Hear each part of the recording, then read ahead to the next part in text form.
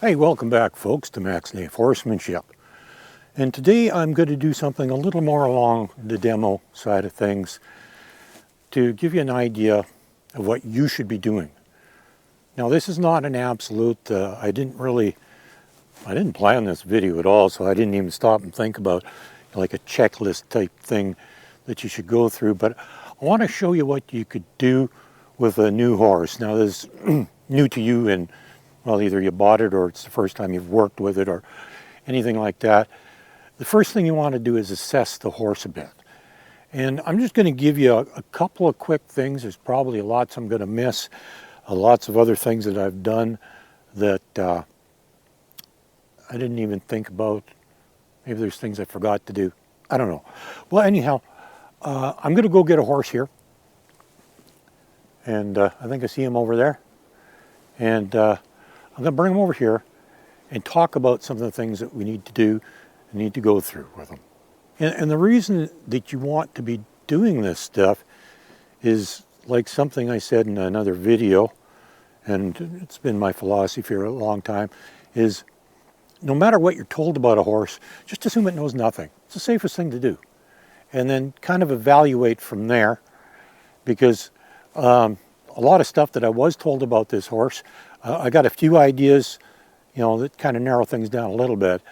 But at the same time, the little training that he did have was many years ago, and I don't know exactly how or what. I don't know what he was taught. I don't know how they did it. And so for all intents and purposes, what I might be doing, my cues might be completely different than what he was taught. So initially he may seem like he doesn't know what I want, but in other ways he may. I don't know. We'll see. I'm going to play with him a bit and, just get a rough idea of what we're up against. Okay, I'm going to actually sort of skip over a couple of parts because I don't have a cameraman to follow me around while I'm doing stuff, I can't show you. And one of the things is catching the horse in the first place. But, well, you saw it in previous videos. What I did is basically, and this is a very contradictory thing to it, because if a horse doesn't want to be caught, you chase it off. Now, the first time somebody told me that, it didn't make any sense. But, yeah, that's what you do. And as soon as they look at you with both eyes and they're paying attention to you, you stop, back off. And in this case, what I was doing is I was using the lead and spinning the end of it as I walked towards the horse, just to put a little extra pressure on. And every time the horse looked at me, I would stop spinning the lead and take a step back. And next thing you know, he'll walk right up to you. Now, that's the first part. First thing you're going to check is, you got to catch the horse, don't you? Right. Okay, next thing you want to do is once you catch the horse, is you want to halter him. Now, in the case of this guy, I'm pretty sure he's had this done before, so it wasn't a big problem. But something you're going to want to check before you try putting a halter on is you have to be able to reach over their neck, at least a little bit. Because you have to be able to pass the rope up and around and over so you can tie it on, or the strap, if you got a strap style one, you got to do it up, and it does up on this side. And either way, you got to bring it up over the horse's head. The horse also has to be okay with things going over its nose, generally okay with ropes in the first place. Now this is all stuff that,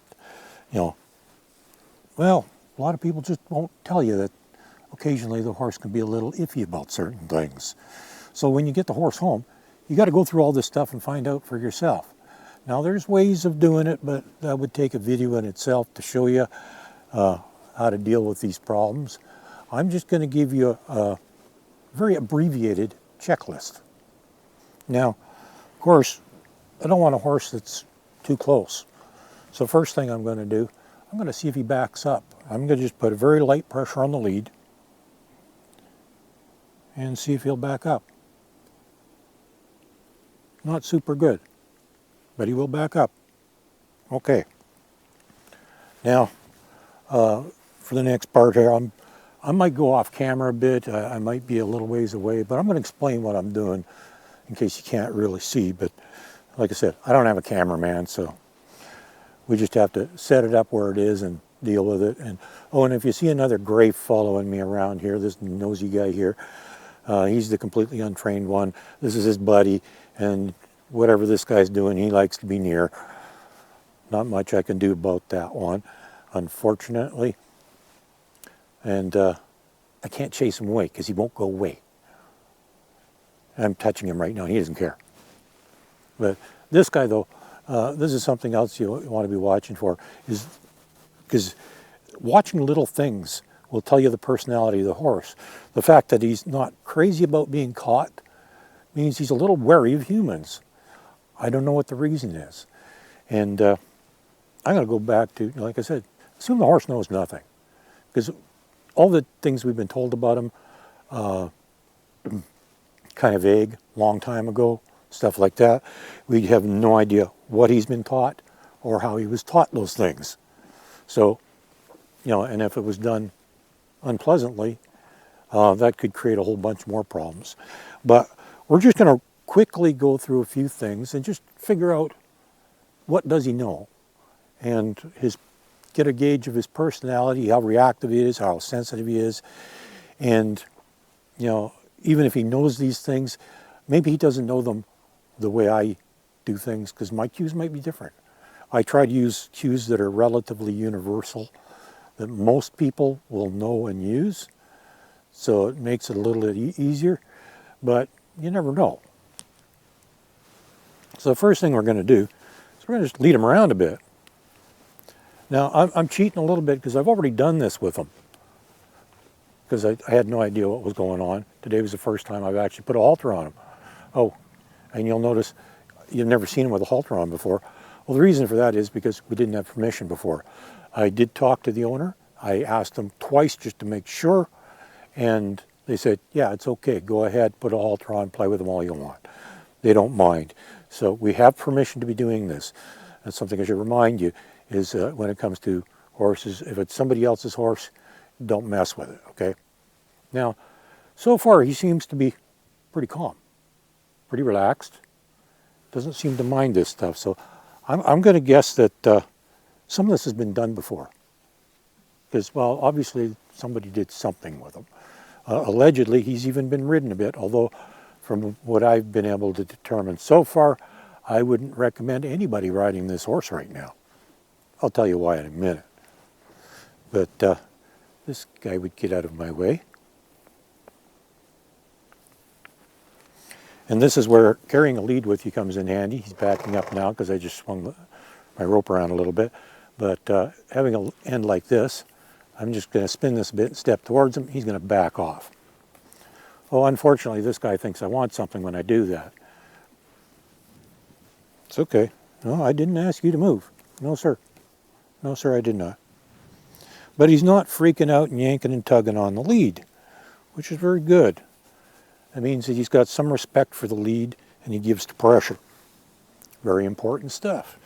Because, even if he hasn't had extensive training, at least he's got the bones that, he knows this pressure and release type stuff enough that he will give to the halter. And that's exactly what he's going to have to do in a minute here. Like I said, I'm going to lead him around a little bit. Just see how he reacts to the lead. Not bad at all.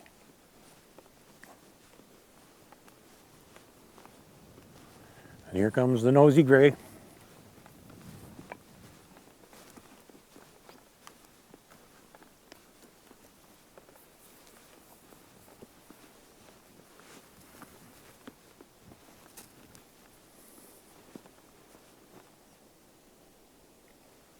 Okay, I did this once before with him. When I stopped, he didn't stop right away. He came up on me. And all I had to do was swing this rope once, and he backed off. And now whenever I stop, well, you can see how far back he is. Very nice. So that means that leading's not going to be a problem. And you'll notice when I was leading him, I didn't just go in a straight line. I was doing both directions. And he responded to the lead both directions, and when I stop, he stops. Very good. And like I said, the first time I put the halter on him, he wasn't quite this good. Not bad, but not quite this good. He's actually gotten very good very quickly. And, this is my way of doing things too. You'll notice I'm leading him behind me. A lot of people say that the horse should be led with your hand much closer to the chin, and you should be like by its shoulder. Well, to me, once the horse is a little more advanced, yeah, that's okay. You can do that. The horse will lead anywhere you want, behind, in front, whatever. But for a horse that I'm not sure of, and particularly with a green or inexperienced horse, leading behind is much better. It's safer for you, which I'll explain in a second, because I could do a whole video on this. Actually, I have. And it's much less stressful and more natural for the horse to lead behind you. And some people will say, oh, don't ever do that, because if the horse jumps forward, it'll run you over. No, the horse will not. If the horse is that scared that it wants to get going in a hurry, it's going to go around you.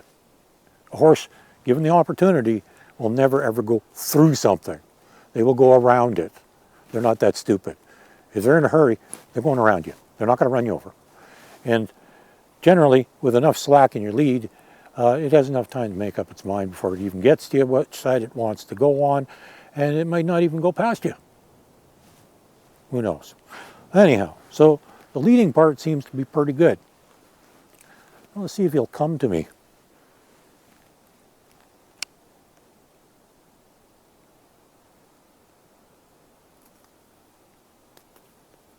Good boy. Well, that worked quite well. But then we've kind of done that with him a little bit off lead. So doing it on lead really shouldn't be that hard. I have noticed though, once he's on lead, he's a lot more compliant. He's a little more submissive, different personality. But I have also noticed that he's a little bit jumpy. He's a little nervous and worried, depending on what I'm doing and where I am. If I move too fast or flip the rope around too much, he gets a little worried. He gets a little concerned, and that's why I said I don't think anybody should be riding this horse yet, because he's not in a state of mind where he should be ridden. But I don't think it would take a whole lot to make him rideable. But we're going to check some more things. We're going to see how sensitive he is, because we want to see if he'll disengage, because that's a real important thing. Because when a horse is super nervous, they're not going to disengage, because moving the tail end sideways and disengaging are two different things. And it's how the feet move. They can shuffle, just moving the feet side to side to move the back end over, or they can do a true disengage where the leg on your side actually steps across in front of the other leg, which really gives up their power of movement and their propulsion, which they won't do that if they're real nervous, because they always want to be ready to take off. So let's see if he'll actually do that. And we're going to try it from both sides.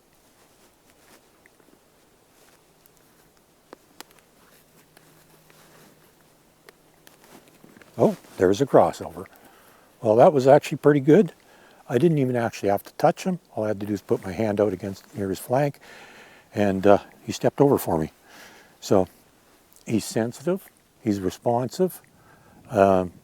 Obviously he's done something like this before, because that was way too easy. Although I have seen some horses, a lot of horses actually, will actually do that kind of stuff without much fuss. We tend to make training horses and getting them to do things a lot harder than it needs to be. Honestly, we do. We make it hard. So now we're going to check the other side. I'm going to walk around, put my hand out towards his flank, and without even touching him, I'm watching those back feet. He's doing a nice crossover there. Very nice. Actually, since I started doing this stuff with him, his head's even come down. He's getting more relaxed. That's a good sign. The head's getting lower. That's a very good sign. So we've discovered he may have done this stuff before, and he's pretty sensitive. That's nice. I like that. He's smart, he's willing, he's sensitive. I don't have to get into a fight with him for anything. You'll notice I don't have a flag or whip or nothing with me, nothing but my bare hands and my lead rope. That's all I've been using. That's all you need with this guy. He's that good. Well, now we're going to just see if we can get him to move a little bit, because we did this at Liberty. Let's see how it works on lead. And I'm going to get ready in case I have to. I'm going to spin this behind him to drive him forward if I need to. But if I don't need to, I'm not going to.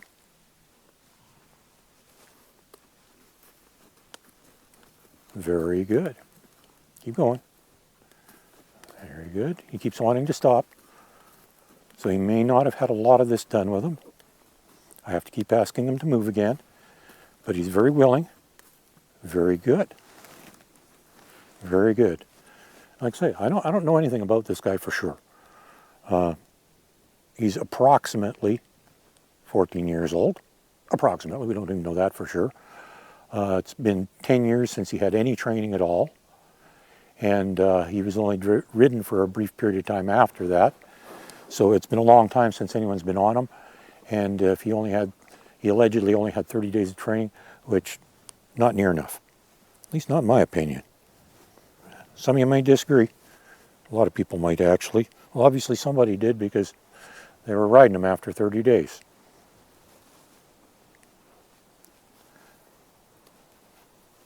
Now, my position, see, I was too far forward. I was in front of him. He didn't want to go that direction because I was there.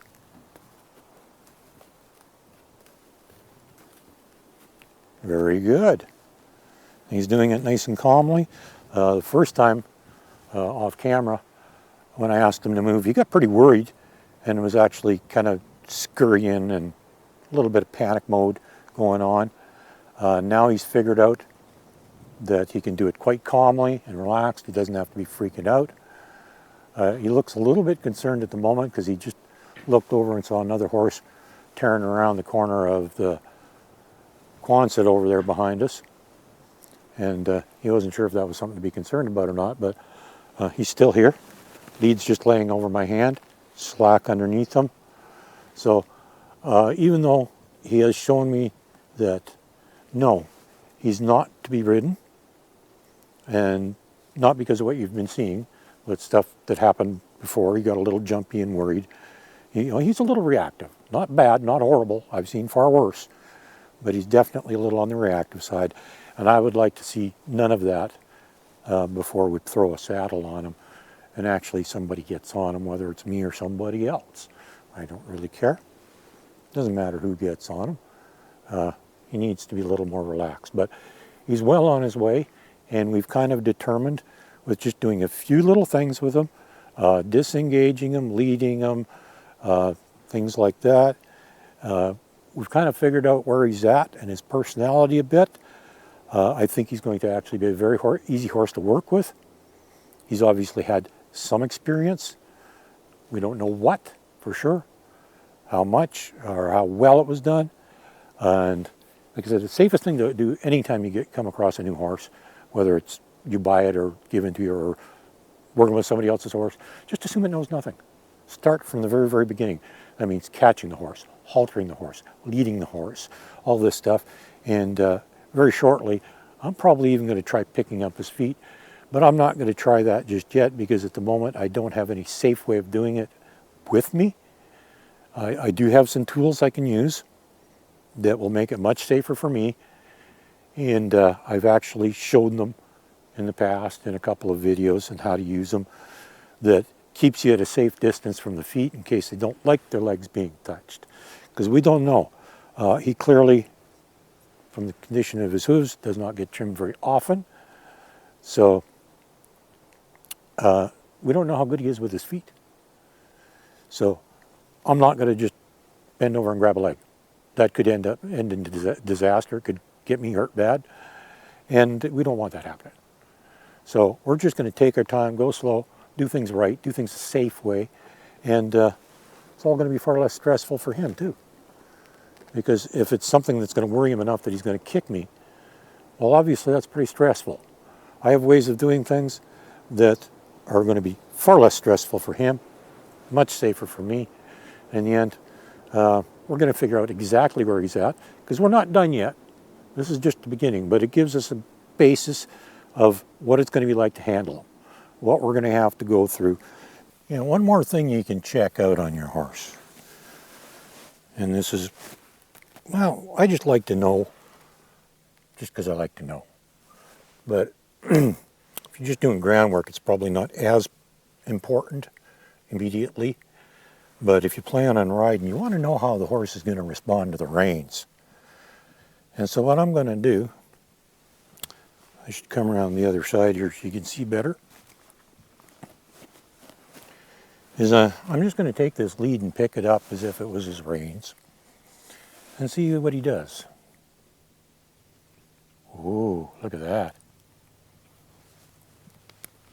Okay, now he's moving, so obviously the flexing on the ground thing he's never done before. There we go. But he only took it, but he did immediately turn his head. That's good. And he sorry if I'm off camera, but he did actually only make one complete turn before he stopped. So that was actually really good. Keeps me from getting dizzy while I'm teaching him to flex on the ground. But I did learn immediately that he's actually pretty sensitive on the reins. So, but he doesn't flex super good, so I still wouldn't recommend riding him. But we're going to try him the other way now, just to see how that works. Just one more thing you can try. Like I said, you know, it's not a critical, you got to do it. But, you know, it tells you a lot.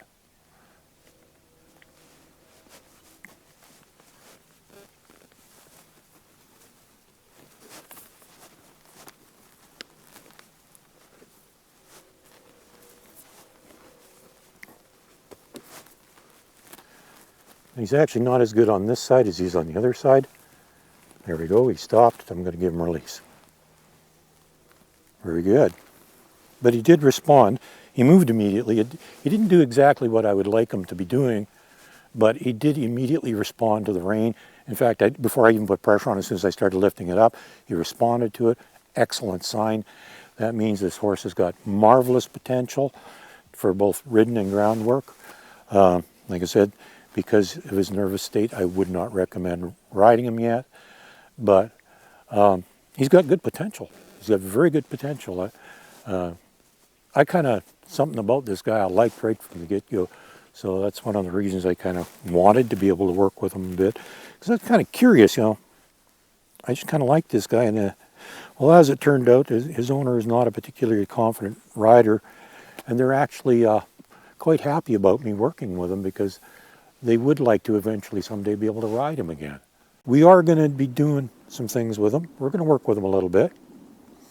But all in all, he's being pretty good. He's not pushy. He doesn't get into my space too bad. When he is in my space, as he is right now, I don't mind, because he's being good about it. He's not being pushy. And for the most part, he does keep his distance. Even now, he just backed up a tiny bit. He realized, you know, maybe I'm a little too close. Maybe I shouldn't be that close. And so if you get a new horse, run through a few of these things. I'm sure you can think of more. Don't do silly things like trying to pick up the hoof on a horse you don't know, because that could end very badly. Do not try getting on a horse, even if somebody tells you it's been ridden and it's broke the ride and everything else, unless you see it done immediately after you meet the horse. Don't consider it. And don't try getting on a horse when you first get it home either, because all of a sudden it's a new human, new home, new surroundings, whatever, if there's other horses or animals, new companions, and all of that can be very upsetting to the horse.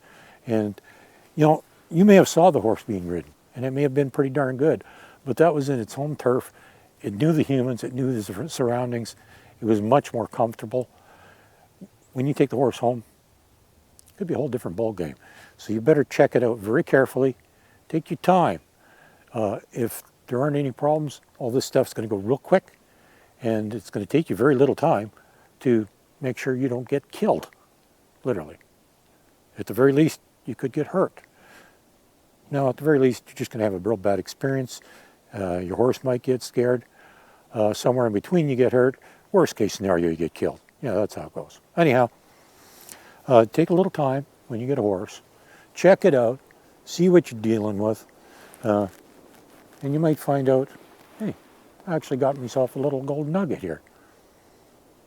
On the other hand, you might find out, yeah, I definitely better not get on that horse. He needs lots of work. Have a good day.